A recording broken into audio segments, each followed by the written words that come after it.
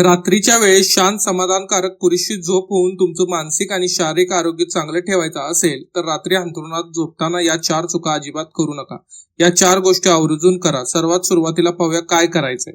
सगळ्यात पहिली गोष्ट आहे, रात्री झोपताना रूम मध्ये गडद अंधार करा, जेणेकरून तुमच्या शरीरामध्ये चांगले मेलेटॉनिन तावलं जाईल आणि ज्यामुळे तुम्हाला शांत झोप लागेल. नंबर 2, रात्री झोपताना प्रेरणादायी पुस्तक वाचा आणि मनाला शांत वाटणारं संगीत ऐका. नंबर 3, रात्रीच्या जेवणामध्ये आणि झोपण्यामध्ये किमान 3-4 तासांचं अंतर ठेवा. तुमची पचनशक्ती सुधारेल, झोप चांगली होईल आणि हृदयाचं आरोग्य चांगलं राहील.